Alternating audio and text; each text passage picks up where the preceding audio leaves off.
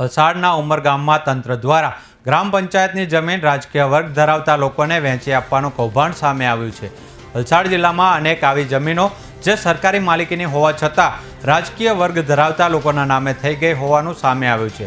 એક નિવૃત્ત સરકારી કર્મચારી જેમના બેંક ખાતાનો ખોટી રીતે ઉપયોગ કરી જમીન પચાવી પાડી હોય તેવા ફ્રોડ કેસના કારણે તેઓ છેલ્લા 10 વર્ષથી કચેરીઓના ધક્કા ખાય છે, પરંતુ આજ દિવસ સુધી તેમણે સરકારી કચેરીના અધિકારીઓ પાસેથી સંતોષકારક જવાબ મળ્યો નથી।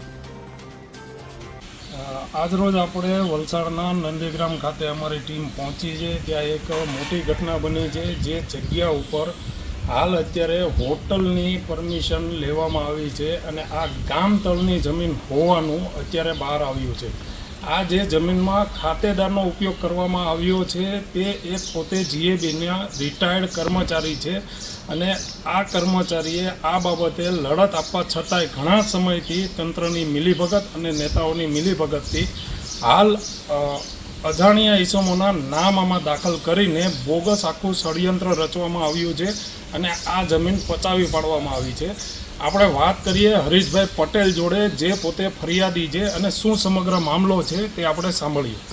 હરીશભાઈ, જણાવો કે તમારી આ જે જમીન ભેગું જે ષડયંત્ર રચવામાં આવ્યું છે, કઈ રીતે રચાયું છે અને કઈ પ્રકારની તમે આમાં તજવીજ કરી છે?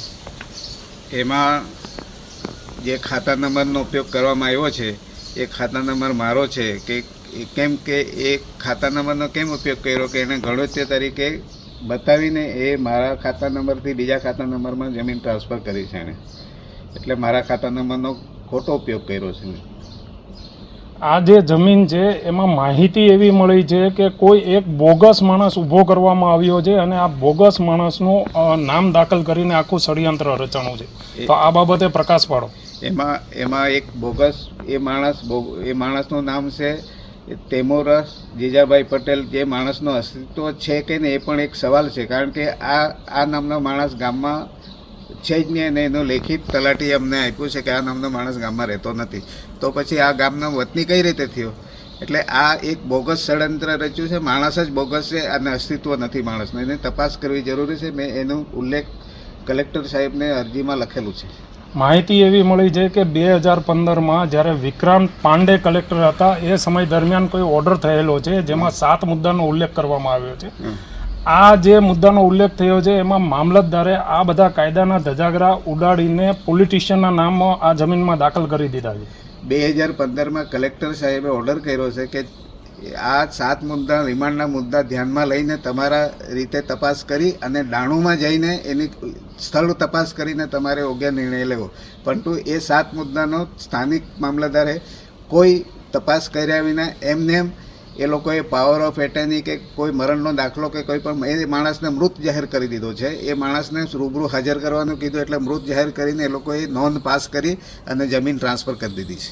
માહિતી એવી પણ મળી છે કે 11 વર્ષની ઉંમરે આ વ્યક્તિના નામે દસ્તાવેજ કરી દેવામાં આવ્યો છે। હા, એટલે એ 1936નો દસ્તાવેજ છે। 1936માં એણે 2012માં સોગંદનામું રજૂ કર્યું છે કે 89 વર્ષ મારા છે। 1936થી 1912 સુધી 77 થાય એટલે 1925ની આજુબાજુ એનો જન્મ છે, એટલે 11 વર્ષની અંદર એને ખેડૂત જાહેર કરીને તે સમયના કલેક્ટર સાહેબનો એ લોકોએ ઓર્ડર રજૂ કર્યો છે। જી ધન્યવાદ। વાત કરીએ તો આ ઘટનામાં ઘણી મોટી ઘટના સામે આવી છે અને પોલિટિશિયનો અને સરકારી અધિકારીની મિલીભગતથી નંદીગ્રામ વિસ્તારમાં જમીનો સાથે ચેડા થતી હોય એવી ઘણી બધી ઘટનાઓ પ્રકાશમાં આવી રહી છે। તેજસ ગુંદરણિયા, ભારત ટાઈમ્સ, વલસાડ।